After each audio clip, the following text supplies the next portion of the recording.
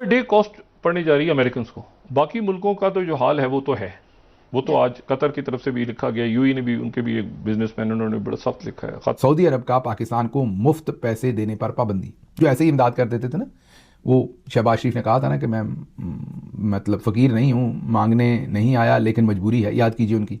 अब सऊदी अरब ने फैसला किया है कि ऐसे ही पाकिस्तान को पैसे नहीं देने, बगैर शराइत के पैसे नहीं मिलने। पाकिस्तान के अंदर अगर मैं सीधा सीधा बिल्कुल स्ट्रेट क्वेश्चन करूं, हुकूमत कह रही है कि 28 दिन का पेट्रोल रिजर्व मौजूद है, लेकिन पेट्रोल माल ये जो डॉलर डीलर्स एसोसिएशन है ये कह रहे हैं कि 20% हमारे पास रह गया डीजल और 50% पेट्रोल है। अगले हफ्ते से पेट्रोल पंप्स भी बंद होंगे और 600 लीटर तक पेट्रोल मिलेगा। तो अमेरिकन ये वार अकेले लड़ रहे हैं। पहले ये होता था कि यूरोपियंस इनके साथ खड़े होते थे। अब यूरोप को ये यूक्रेन वार की वजह से वो इसमें अकेले हो चुके हैं कि इन्होंने आके पुतिन के साथ जिस तरह की अंडरस्टैंडिंग उन्होंने डेवलप की, ट्रंप के, और मतलब पूरा यूरोप आपसे हट गया। अब इस वक्त वरना ट्रंप का सत्ता में बना रहना असंभव हो जाएगा। इसीलिए ट्रंप आए हैं भारत के पास कि जनाब हमारी मदद कर दो। हम तो यहाँ तक सुन रहे हैं कि इंडियन पोर्ट्स ऑफर होना शुरू हो गई हैं। बहुत ज्यादा इंडिया इंटरेस्टेड है अपनी गुडविल क्रिएट करने में, क्योंकि जो मिडिल ईस्ट में पोर्ट थी वो डिस्ट्रॉय हो चुकी हैं या सुप्रीमेसी थी, सोल सुपर पावर थी, वो इस वक्त स्पेशली मिडिल ईस्ट में हम देख रहे हैं वो खतरे में, बिकॉज के Trump is operating all alone, one man army की तरह ऑपरेट कर रहे हैं। 7 एहलकार अगवा किए हुए थे, इनके बदले वो अपने कैदी छुड़वाना चाहते थे।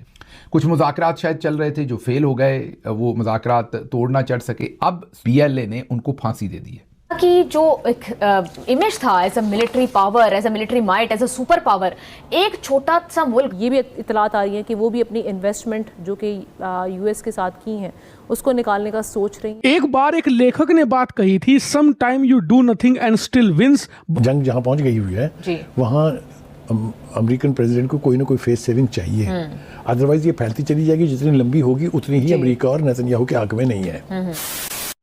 नमस्कार दोस्तों, जय हिंद। जैसे कि आपने क्लिप में देखा, एक बार फिर पूरी दुनिया भारत की तरफ मदद की ओर देख रही है और अब ट्रंप ने भारत से दुनिया भर में क्रूड ऑयल को स्टेबल रखने के लिए भारत से गुहार लगाई है। वहीं दूसरी ओर सऊदी अरेबिया ने पाकिस्तान की सारी फंडिंग रोक दी है और बोला है कि फ्री में पैसा पाकिस्तान को नहीं दिया जाएगा, जिसके बाद आसिम मुनीर रियाद पहुंचे हुए हैं और सऊदी के रक्षा मंत्री से गुहार लगा रहे हैं। दरअसल ईरान पर अमेरिका और इसराइल के हमले के बाद मिडिल ईस्ट में टेंशन बढ़ गई है। इसने इंटरनेशनल ऑयल मार्केट में हलचल पैदा कर दी है। इसी बीच क्रूड ऑयल को मार्केट में स्टेबल रखने के लिए अमेरिका ने अचानक से भारत को रूसी तेल खरीदने की इजाजत दी है, या फिर कहे कि गुहार लगाई है कि अब जितना चाहे रूसी तेल खरीद सकते हैं। इसके लिए 30 दिन की छूट मिली है। यूएस के सेक्रेटरी ऑफ एनर्जी ने एबीसी न्यूज के साथ इंटरव्यू में बताया है कि अमेरिका ने तेल की कीमतें कम रखने में मदद के लिए शॉर्ट टर्म उपाय लागू किया है। इसके तहत वो चाहता है कि भारत जल्दी से जल्दी तेल लेकर उसे मार्केट में ले आए ताकि दुनिया भर में ऑयल की कीमतें ना बढ़े। और ये जियो टीवी ने ब्रेक की है कि सऊदी अरब का पाकिस्तान को मुफ्त पैसे देने पर पाबंदी,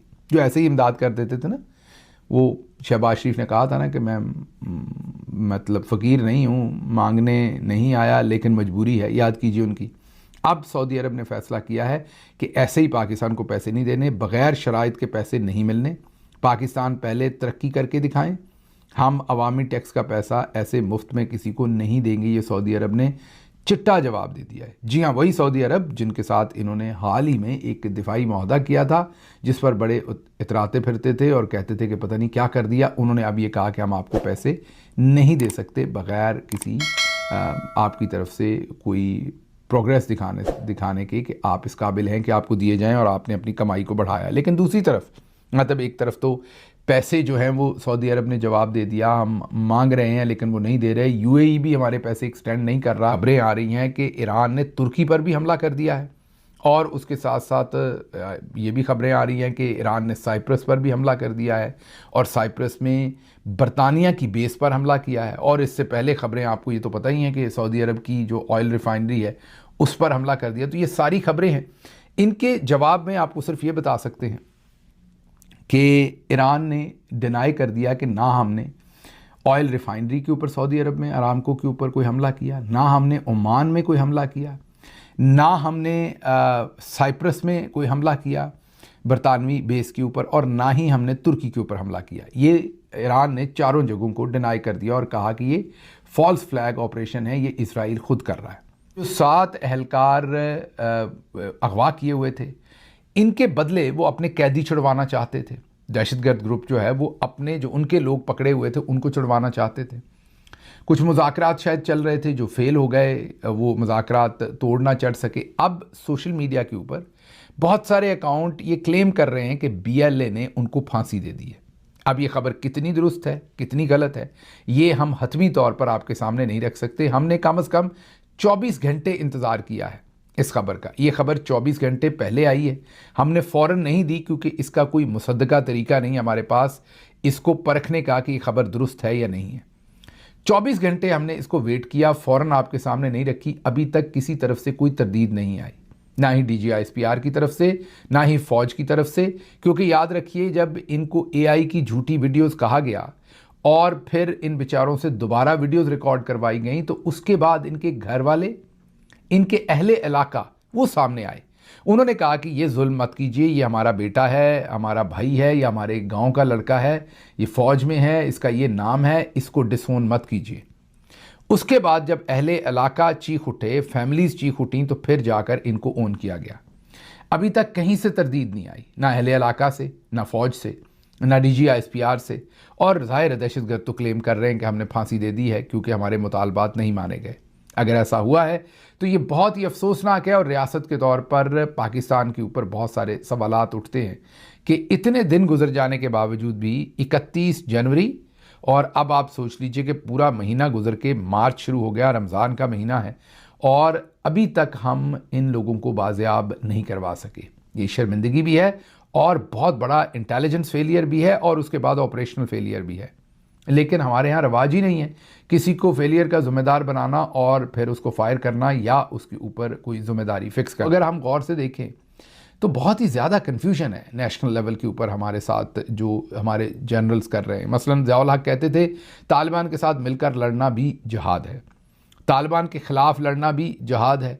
आसिम मुनीर आर्मी चीफ जो हैं, अमेरिका को बडग्राम एयरबेस दिलवाने के लिए लड़ना भी जिहाद है।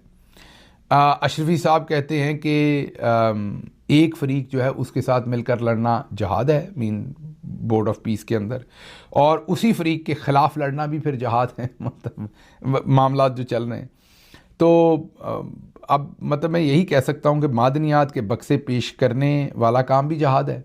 फिर अगर खामेनी साहब शहीद हो जाएं तो उनकी शहादत का दुख महसूस करना भी जिहाद है। और फिर उसके साथ ही साथ कतर को, सऊदी अरब को और UAE को फ़ोन करके कहना कि हम आपके साथ खड़े हैं, ईरान के साथ नहीं खड़े, और ईरान की ऐसी की तैसी अगर आपको कुछ कहेगा, ये भी जिहाद है। फिर बोर्ड ऑफ पीस पर बैठना भी जिहाद है। सदर ट्रंप को नोबेल पीस प्राइज देना जो है वो भी जिहाद है। एक बार एक लेखक ने बात कही थी, some time you do nothing and still wins but timing must be correct. और इंटरनेशनल राजनीति पर यह बात बिल्कुल परफेक्ट बैठती है। आपको फॉरेन पॉलिसी में हमेशा कुछ करने की जरूरत नहीं है, कभी कभी बिना कुछ करे यानी कि चुपचाप बैठे रहने से भी इतनी अपार सफलता मिल जाती है जितना एक विशालकाय युद्ध लड़ने से नहीं मिलती। आज की ये खबर इसका सबसे बड़ा सबूत है। दरअसल आप स्क्रीन पर देखिए, भारत को चुपचाप बैठे रहने का बहुत बड़ा फल मिला है। दरअसल अमेरिकी सरकार ने ऐलान किया है कि वो भारतीय रिफाइनरीज को अलाउ कर रहे हैं कि वो जितना चाहे उतना रूसी कच्चा तेल खरीद सकते हैं। ये जो डेडलाइन है आने वाले 30 दिनों तक रहेगी, और इस दौरान कितना भी कच्चा तेल भारतीय रिफाइनरीज खरीदें उन पर कोई पाबंदी नहीं लगने वाली। इतना ही नहीं, इस परमिशन में यह भी कहा गया है कि ना सिर्फ कच्चा तेल खरीदकर भारतीयों को दिया जाए, बल्कि भारत की रिफाइनरीज दुनिया भर में इस कच्चे तेल को बेचे, जिससे कि जो तेल की सप्लाई है वो सुनिश्चित करी जा सके। अगर आप नहीं समझे तो देसी भाषा में यह खबर आपको बता दूं, अमेरिका की लगी हुई है इस समय लंका, क्योंकि ईरान ने स्ट्रेट ऑफ हॉर्मुज बंद कर दिया है। दुनिया का जो 20% कच्चा तेल है वो ब्लॉक कर दिया गया है, नहीं मिल रहा, जिस वजह से कच्चे तेल के दाम $80-85 पर बैरल चले गए हैं। रिपोर्ट्स के अनुसार 1-1.5 हफ्ता और ये युद्ध चल जाए